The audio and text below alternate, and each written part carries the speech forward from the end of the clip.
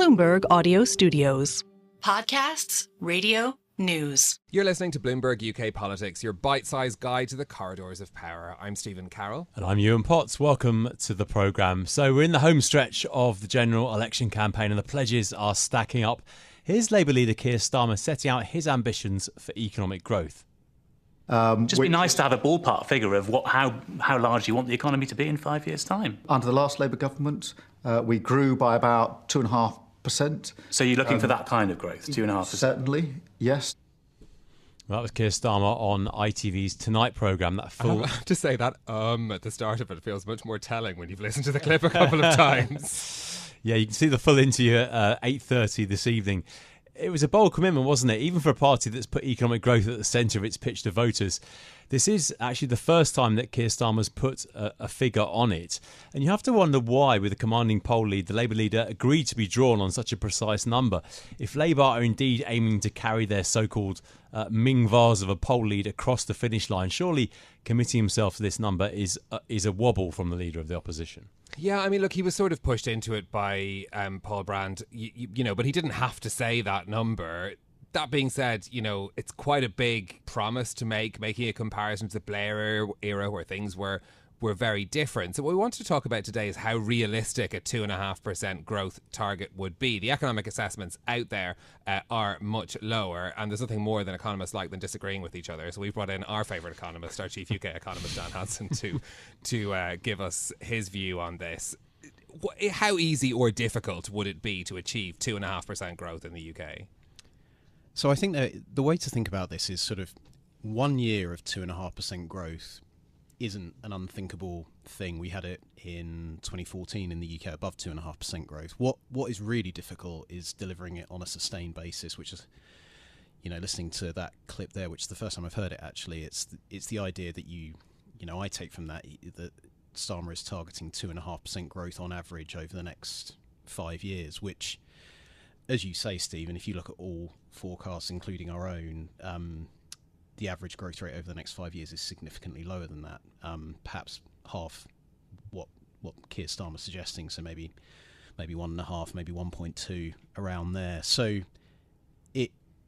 to answer your question, extremely difficult in the current situation.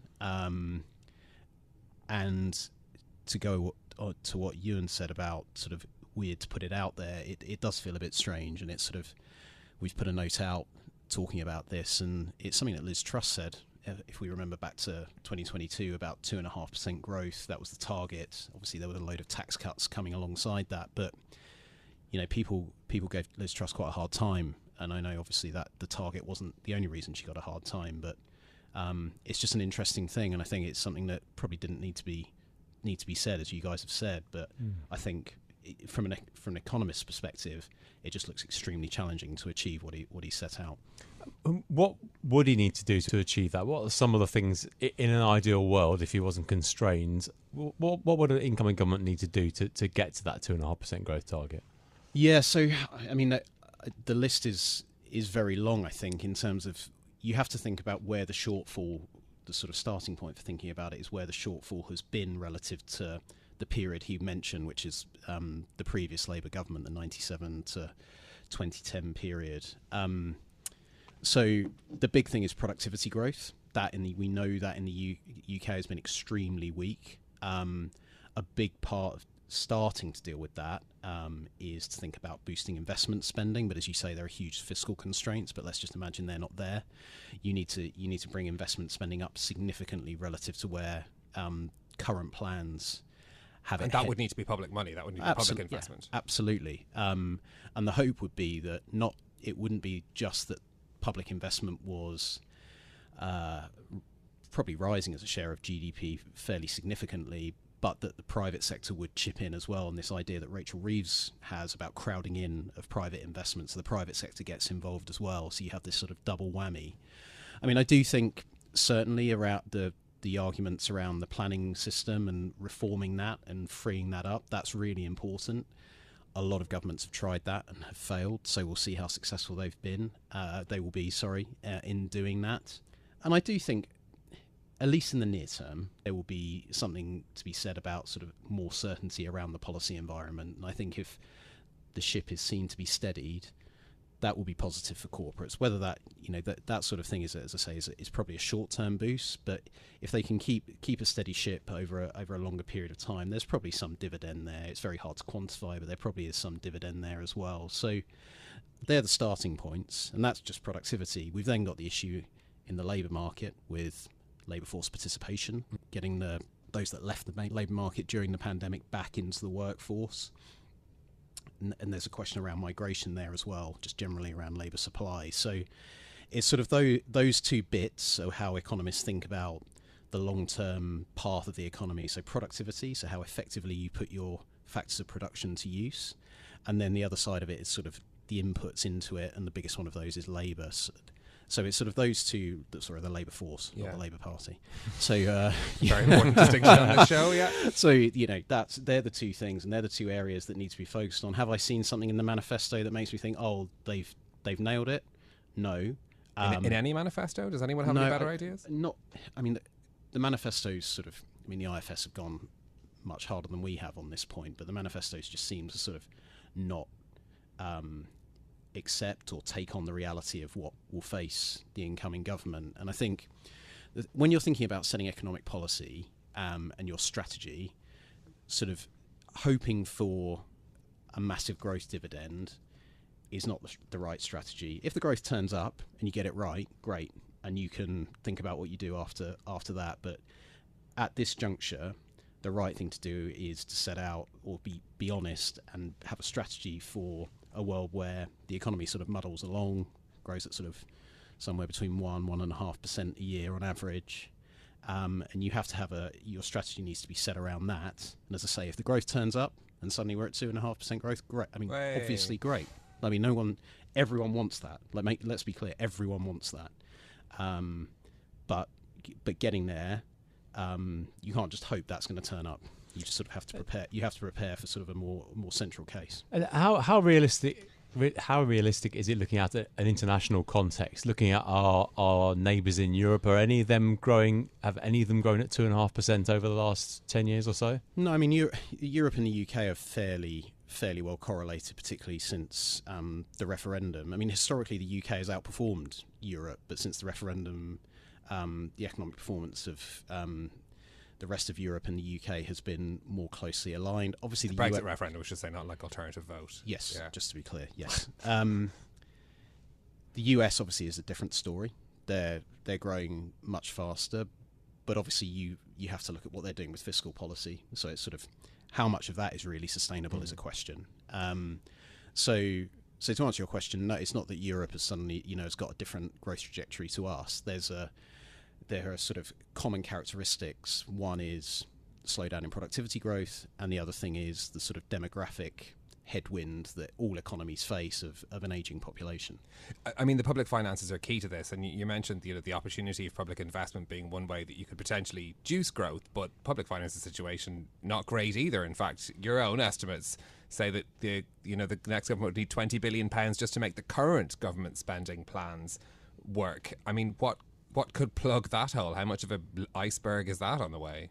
Well, that's that the answer to the sort of fiscal hole is either hope interest rates fall through the floor.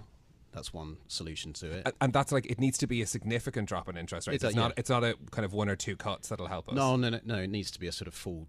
I mean, I'm not going to put just a number. But the lesson putting numbers on things from this morning, I'm not going to do it. But you need a significant. It's not 50 basis points; it's hundreds of basis points of falls in the policy rate, and also obviously in gilt yield. So there's that.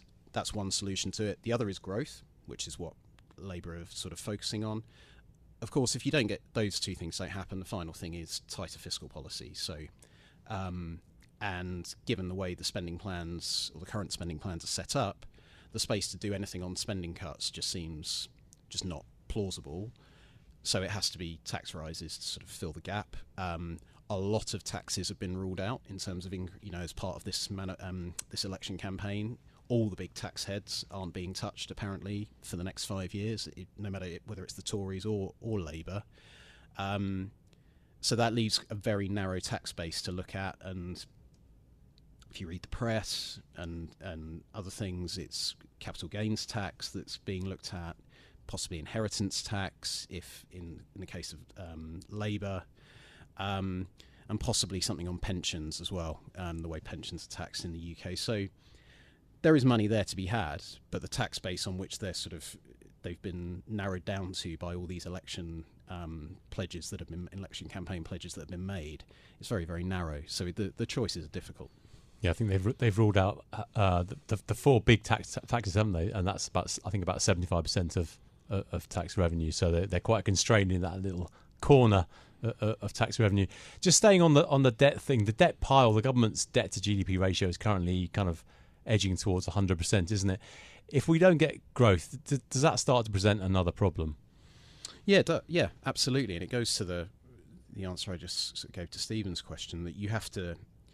Growth is one solution to it. You can sort of grow your way out of a big debt pile, because the economy is bigger, you bring in more tax revenue, suddenly the debt pile looks a lot more sustainable relative to GDP. If you don't get that, and say interest rates are another part of it, but then it's a difficult choice about fiscal policy. So it's one of those three things that you have to lean on to ensure that the debt path is sustainable.